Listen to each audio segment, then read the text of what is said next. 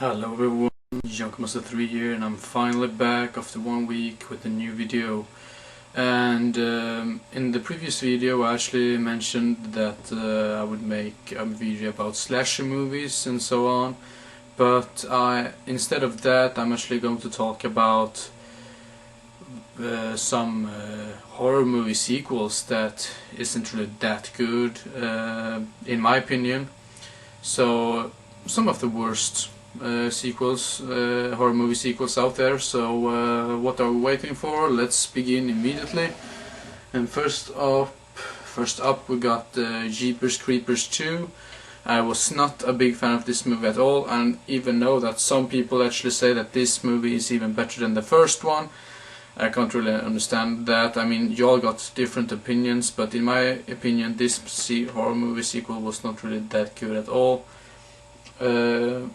I mean, I don't really know why I didn't like it. I think I didn't like it because of not really that much happened in the movie, and all this creepy feeling that you got in the first movie, it's just gone in this movie. And there were some of the actors that I didn't like at all as well, so that's another reason why I didn't like it. So what else? Jeepers Creepers 2, not really recommended. And the next one is Seed of Chucky. And I can't say that I hate this movie. I mean, I actually like it, but it's not. I was a little bit disappointed, to be honest. But I still don't think it's a bad horror movie. I still think it's enjoyable, but overall it's pretty bad. It's the worst movie in the whole series. I haven't seen the newer. I have not seen, what's it called, Curse of Chucky, or what is it called, the new Chucky movie, but this is by far the worst movie in the series, so yeah, Seed of Chucky. And then we got a horror movie that I actually enjoy because it's so bad, and that is Texas Chainsaw Massacre: The Next Generation. And I don't even like this release of the movie, and you can see it in the back right here. Extra featurettes right here, and it says filmographies and theatrical trailer and interactive menus and stuff like that, and language selection. What the hell is that? You're supposed to do that on every goddamn DVD you get, so that's not much special features if you ask me. But the movie itself, it's funny because it's so bad, so yeah. But anyway, it's overall a bad movie, so yeah. This is Texas Chainsaw Massacre: The Next Generation. And then another movie that I think is so goddamn great because it's so bad. And the movie is Silent Night, Deadly Night Part 2. And you probably already know this by now, but it's actually the first movie in this movie as well. I mean, the 40 minutes of this movie is the first movie, and then like they put some new bits in the movie itself. I mean, it's like half of the movie is the first movie, and the second half is the second movie, if you say so. But it's so extremely bad that it's really funny in my opinion. But overall it's a bad movie, but I like bad movies, so yeah, Silent Night, Deadly Night 2. And then we got Cube 2, Hypercube. I mean, most of these movies I actually like just because they're so bad. This was a little bit too boring if you ask me, but it's still entertaining in some kind of ways. And one of my friends actually said that like when they were filming in this kind of cube, you actually see some kind of person outside the cube, like some of the filmmakers themselves. And that's a really big mistake because I haven't seen that in that movie before. My friend said that. So yeah, but anyway, it's pretty bad if you ask me. It's too long and too boring, but it's still entertaining at some point. So yeah. Cube 2, Hypercube. And then we have a movie. I haven't seen this movie in a long time, but the movie is 30 Days of Night, Dark Days, and I didn't care for this either. And I don't really like that when they're changing actors, like the actress who played, what's her name in the movie, I can't remember her name, but the actress that survived in the first movie, it's not the same actress in this movie, and I don't like that concept at all when they're doing like that. It's the same thing with Hatchet, but I still think Daniel Harris did a great job in the second Hatchet movie. Yeah, but it's still not as good as the first one, and the same thing with this. This is not as good as the first one, but it had its moments. I mean, it's not extremely bad, but it's not good either, so yeah. 30 Days of Night, Dark Days. And then we got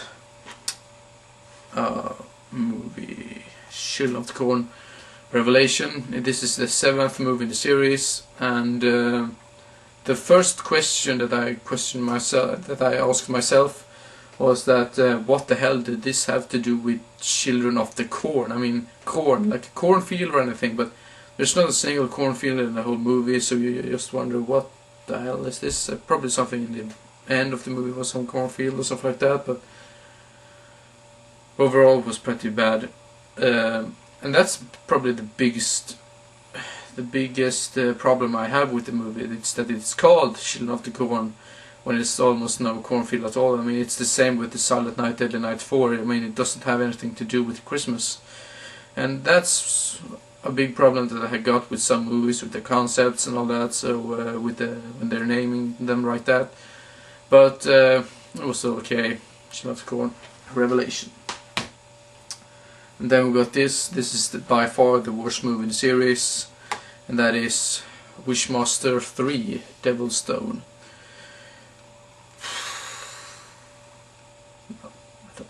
I don't need to say anything about this. It's really bad. I mean, sure, it was not extremely bad, but it was not good either. Not good. And then we got the last movie in this horror series or horror franchise, and that is Candyman, Day of the Dead. I loved the first movie. The second one was really good as well. Not as good as the first one, but it was still really entertaining. But this was... didn't like this. I just wanted it to end. And I didn't think it was like... I don't think that it was Tony Todd that made anything wrong. I mean, I think he did a good job in this movie. But the main actress, I can't really remember her name. I think her name was... I think her name is... is it... No, it's Donna D'Arico, her name is. She ruined the whole movie. When you cast up... if you cast a woman like that, like her, I mean, her acting was terrible, and the movie suffers from it. I mean, there's a big difference when a movie's got so bad acting that it's actually fun, like Silent Night, Deadly Night Part 2. I mean, it's so bad acting that it's funny. But this is just so bad it's bad. So yeah, Candyman, Day of the Dead.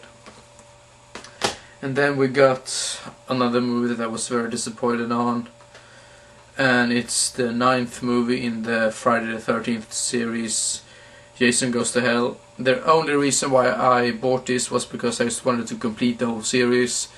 Even though I knew that this movie would not be any good at all, I just thought that I need to have got it in my collection to complete the whole series. But it's really bad, and Jason is barely in the movie for...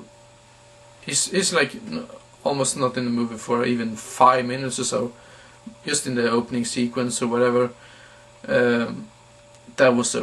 This was a big disappointment. So yeah, Jason Goes to Hell. Then we got this is actually a double pack with the two first movies in the series, Scarecrow and Scarecrow Slayer. And I know that these two movies don't have that big budget at all.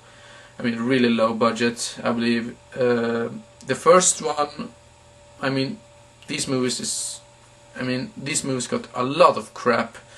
And the first movie, this one right here, Scarecrow, just called Scarecrow, I really liked that movie because I really like the concept of like revenge and all that, when they like kill all the guys that bullied you before. I love that concept, but Scarecrow Slayer, on the other hand, is a really bad sequel. So yeah, really bad, extremely bad. Don't need to say anything else.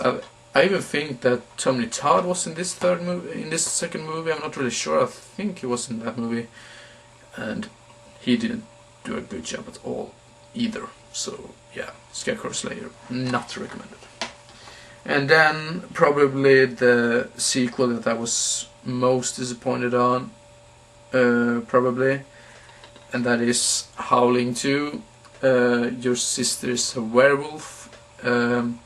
The only positive thing with this is Christopher Lee, and by the way, why the hell is Christopher Lee in this movie?